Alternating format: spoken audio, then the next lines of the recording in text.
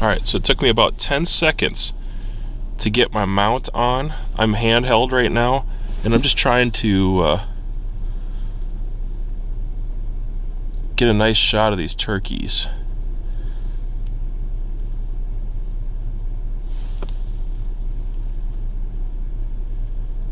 Now I am filming through my car window, so that's going to degrade the image just slightly, and it's shaky because it's in my hand. But it was cool to have this phone mount, which was really fast, and I can focus, get a little bit cleaner shot. It's going to be a little shaky because of my hands, but not too bad for speed and getting that right up and ready to go. Welcome back to Gun Tote Minnesota, and today I have a product sent out to the channel by Vanguard. These are their VEO HD 4s. They're a 10x42 binocular with Hoya ED glass SK15 prisms, and it has a whole bunch of extras in this bundle that I'm reviewing today, such as a chest harness, a carrying case that you can also belt carry, has all the clips and the parts you need necessary for that, caps and covers for your lenses, ARCA compatible adapter for your tripods, and a remote for Bluetooth for activating your phone on that tripod. This is a really great bundle, and I hope you enjoy. Highly recommended. Alright, I've been watching this guy here at about 35 yards. He's hunkered down in the grass a little bit. If you know what kind of bird that is, go ahead and tell me. If you can tell at any point in this video, I'd love to know. But about 35 yards away, maybe. Looks pretty good with the image. I can pick out different parts of the bird, of course. Features of the beak, pieces of the neck, a little bit of color and contrast on his back. And I think if he hopped a little closer, I could see more of his feet and the structure of his legs and make a better identification of that bird. But the image is definitely sufficient for what I'm getting there. Focus, if I can just go back and forth a little bit with focus here. I think I can make him out a little better than the grass around him. There it is. Yeah, that doesn't look too bad. It's a very small bird to be watching. And just the angle we're at right now, he's technically a little higher than I am on the ground. I think if I was looking down, I could see a little more and identify him better. The image is good, though. This is definitely a good pair for bird spotting. All right, taking a look at some deer. Those are about 85 yards away. Right there. I'm going to go ahead and focus on the center one. The center of the image looks very good. This is at sundown, by the way. So it's sunset right now. The sun, I guess, technically is down. So if you were deer hunting and you're just getting that low light, that last bit right there, this is the shot you would be taking or trying to make. And with this pair of binoculars, I feel pretty confident that I'd be able to pick them out, whether they're in a tree line or in some brush. This guy's a little more attentive, this gal, I should say, is a little more attentive. She knows I'm talking. She can hear me. She's paying attention pretty good. She might live longer than these other ones here. Let me pan back over. Oops. There we go. So a little bit more towards the edge of the glass here. And for my eye, again, it's going to look a little closer. This is what it actually looks like in real life for my eye. Between that brown, the white, the background image of the grays, the darker green, lighter green, yeah, I think color trueness actually looks like it's not too bad. At the price point, I'm not always sure what I can expect. But this is pretty decent. I feel like I could pick them out from a distance because of that color contrast. And the trueness with my naked eye right now, or when I look through the other Belle, yeah, she's listening to me. She knows I'm talking. When I look through the other one here, I think that the image is more pleasing to the eye than it is to the camera. It's just my opinion. Now it's a little bit shaky because, again, I'm just leaning against the car, doing my best to hold this. I think if you were to set up a tripod and actually just leave it alone, you would have a really nice image. All right, with some daylight, I'm recording here at 100, a little past 100 yards.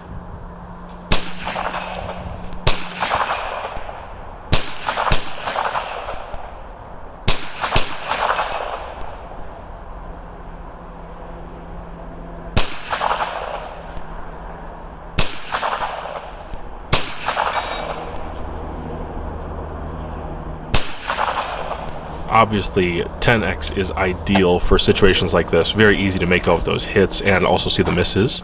Here's at 200 yards. Actually, it's 220, maybe 219. Shooting with a 9mm rifle. Both these shots are freestanding. These are unsupported shots I'm taking here. So I can see the hits, and I can also see the misses. With the glass here, it's fully sufficient to see those splashes in the background, which are unfortunate. Went 7 for 10 on that one. And here's 320, well, that's about 325 to that little piece of a clay pigeon in the center of the image there. I'm going to be sending a few rounds at that target. Not the steel that's up on the hill, but the clay pigeon right at the center of the image, above 11 there. So I'm going to shoot at that with my 22, which is a nice challenge on a slightly windy day. But the image is great. Color is very, very good. And I can actually see pretty well what I'm missing, even in the vegetation, in the grass, or if I'm in the dust, like you could see that one obviously very, very well. And that's only using 10 power. I think 10 power will get you very, very far for spotting for your friends at competitions, or just recording for yourself to figure out, what happened on a hunt maybe. And that phone mount slips on so easily, guys. This is a great package, especially because of that phone mount and the fact that it works really, really well and it's consistent.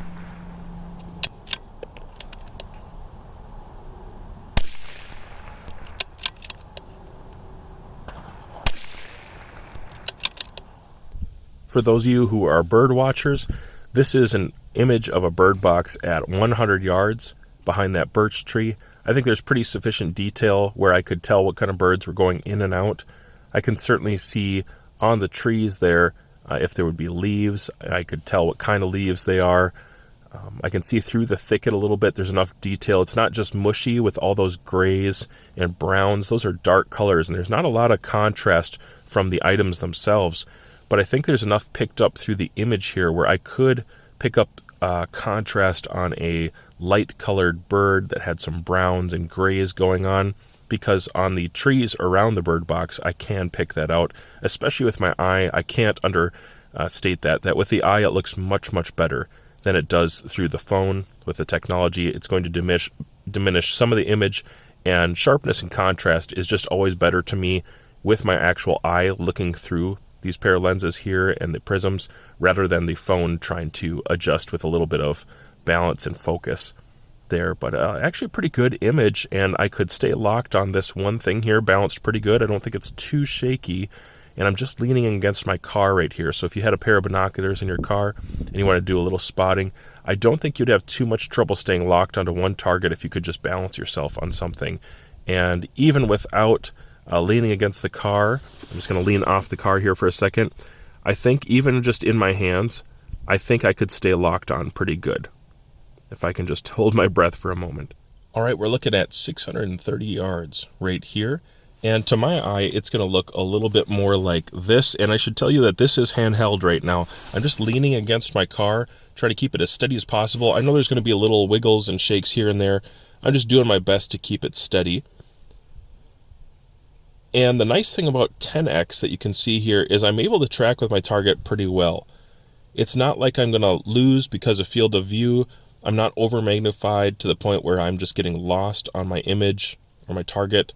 That's a 2/3 size target at 630 yards, and I think it looks pretty good. I think I would have not a difficult time tracking with animals here, spotting impacts or misses for sure. You can actually pick out those clay pigeons there on the hill at 630 yards. There's a few down there.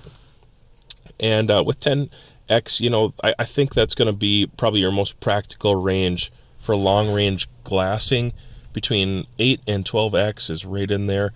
You could use more for further distances, depending on how much detail you need. But if you're just looking for general animal size, maybe counting tines and getting an idea of where animals are moving around to, maybe some bird watching at closer distances, this is going to do just fine.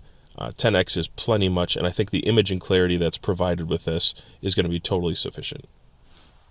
I keep finding myself having the same conversation over and over, and it's interesting. I was just with some guys here at the range. They could not spot their hits at 100 yards, guys. had spotting scopes and some binoculars. And the binoculars were 12x binoculars, and they were so frustrated, and I was frustrated for them because they spent, $300-400 on all this gear instead of investing in one pair of really high quality, good, functional, a well-designed optic to do the task. And so I just want to tell you something that I keep saying. High magnification is not a guarantee that you're going to be able to see your target or your impacts better, the holes in your paper better. Higher magnification is not a guarantee. What you need is good quality glass, and that's why I'm going to do a video on some Vanguard products. I found these to be really high value, high quality products, and the glass lenses, the images here, SK15 prisms, this is what you need. You need something with better clarity and contrast and color and just design better. Instead of buying 3 products that can't do one job well, buy one product that can do 10 things well. And that's why I'm going to do some reviews on these. I like them a lot. And after looking through them, they were kind of ticked off that they had spent so much money, but I think they'll probably be buying some of these next time they head into Cabela's too. Now I realize I've been doing a lot of tripod or steadied use with these, but these are only 10x. And 10x, it's not real shaky. The stability factor is pretty high because your field of view is good, and it's not hard to track with things when it's not on a tripod. This is just the majority of the way that I'm going to be using it, especially in shooting sports. I'm spotting for people. I'm going to fix target, or in a hunting scenario where I just need to track with it ever so slightly if it's at distance. So for me, this is probably the best way and the most steady way that I can think to use them. But I know a lot of people are going to be actually interested in the other things that come with this, and it's a huge part of the value, to be honest with you. So the case is good. Every binoculars pair needs to come with a nice sturdy case, solid case to protect it. But then also this comes with the harness. I'm going to throw this on there. I'm 6'5", about 240, 250 pounds. And so I want to show you that this can fit different body sizes very, very well. And it mates up really good with the case that they came up with. And I know a lot of hunters, this is something you're interested in. So give me a second, I'll strap up and show you what that looks like. All right, first up, the neoprene neck strap that it comes with, which is just like this. I don't want to skip over that. This is actually the way that I prefer to use binoculars most of the time. I like having just a simple rig like this that I can take on and off. I can put them up in glass pretty quickly, as long as I have my covers off. I can put them up in glass pretty quickly. And like I said, tracking is not difficult for me. 10x, I can stay pretty steady with this. But then I can drop them down and take a shot quick or pull a bow back, whatever I need to do. This is a nice configuration, especially because the length is adjustable and it comes with a detachable piece here. So this little unit is actually removable. I'm going to hold and do it the right way. You press in your detach button and then lift on the tab, and that will come off, remove itself, and so you can take them off without actually going over the head if you have mobility issues or something, and it would just be much easier to detach and reattach. That is going to work just fine.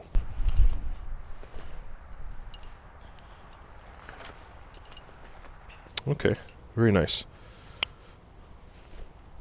So with the chest harness here, a little more secure, and I could ratchet those up too to bring it a little higher if I need to, but this is actually appropriate right about here. But if I'm going to go through the work of putting in the chest strap and the chest rig, then I'm definitely going to put it in the case.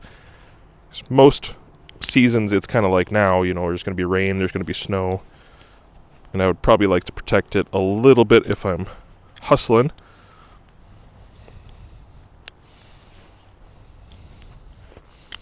Okay, the only reason I was struggling with that right there is because I'm silly, and it's very clear what you need to do, but I wasn't paying attention to the tab inside. So it's just a slide forward and then pull out.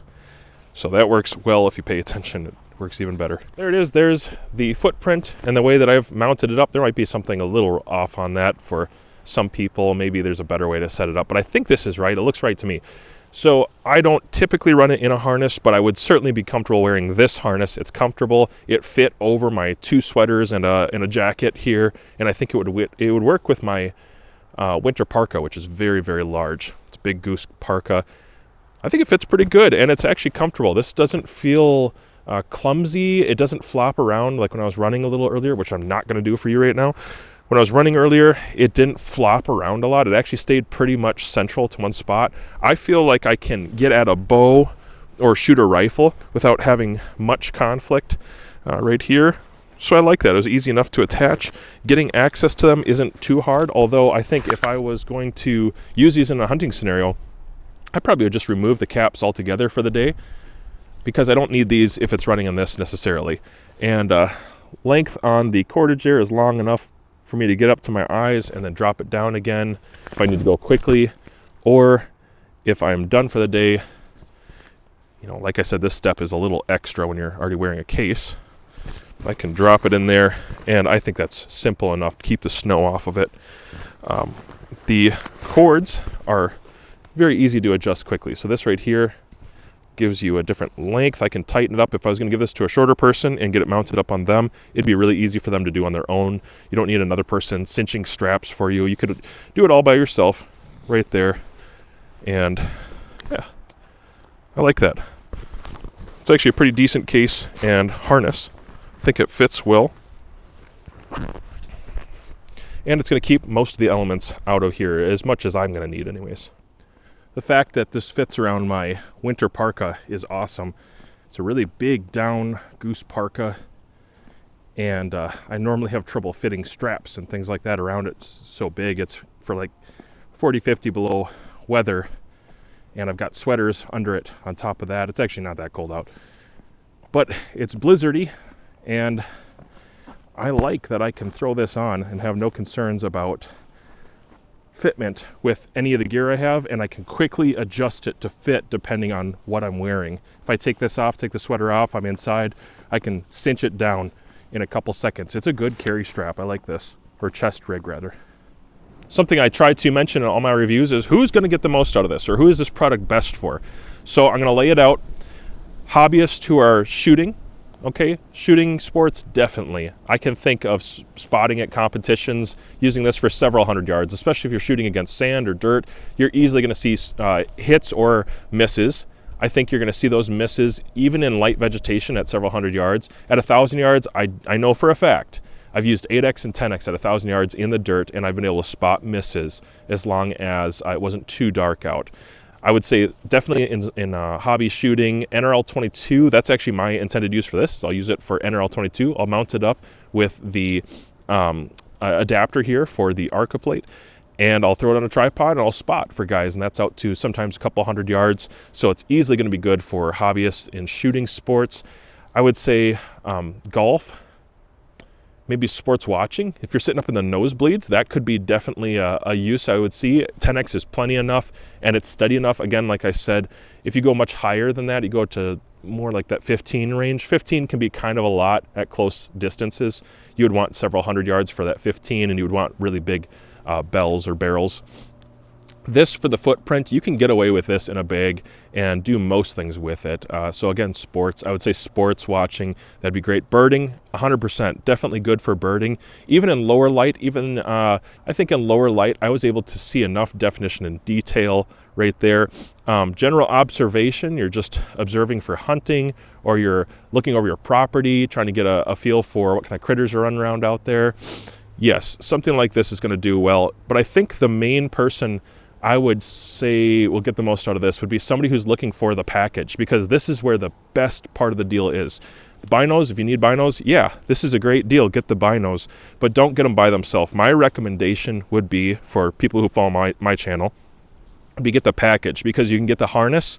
You're not paying extra. Most companies, they'll probably charge you extra to get the harness and the extra features, even covers and caps. Sometimes they'll charge you extra. It's kind of ridiculous, but you can get a great deal with that. And then also the tripod capability, and it's a huge part of it, the ability to record with your phone. Having the, I forget what it's called right off the top of my head. Let me go grab it. The PA62, or the big brother for the spotting scopes, the PA65. This is so useful. The fact that it works well, and I can actually trust it to hold the phone, and it mounts nicely on the lenses. It's just so easy to quickly grab it, put it on, and record. Getting all this as a bundle, as a little package, that is probably where this shines the brightest. The glass itself, sure, you could find binoculars that might be a little brighter in dim light, or prisms that are just a little bit more on the excellent side. But I think for most of us, if we're being honest, spending $1,200, $2,000 for a pair of binoculars, limits everything else you want to do. So if your objective is to actually spot, to actually use them, to hunt with them, you're going to use these in a real world scenario and it's not just going for peak glass, then I think this package is probably ideal. I can highly recommend it. I'm enjoying it and I'm personally using it to great success so far for spotting and also seeing critters in low light scenarios, as well as days like today where there's enough of a glow I can get a nice image out of this. I really enjoy binoculars. I could keep talking about these for a long time because I think there's a lot of application. There's a lot of people who don't realize that binoculars is probably the solution to their problems for spotting, and a spotting scope might not always be the best solution. So I'm going to recommend check these out. Go online. Vanguard has a lot of options. I've also done some reviews for spotting scopes. So if you need more power and that's the type of unit that you need, they have that too. But there's a snowstorm. I swear I've tried to end this video like 6 times and I just keep talking about them. So that's got to say something. I like them. I recommend them. Highly valuable. I like the 8X too, and I might try to review those for you as well, because the 8X might have just a little bit more versatility for bird watchers, people who are going to do close range viewing. And so I like the product a lot, but there's a snowstorm coming, so I got to go, guys. Thanks. Likes, shares, and subscribes all help my channel to help grow it and reach more people. And so if you like this, go head over to Vanguard's website. And I just can't talk. I've tried so many times. All right, that's the end.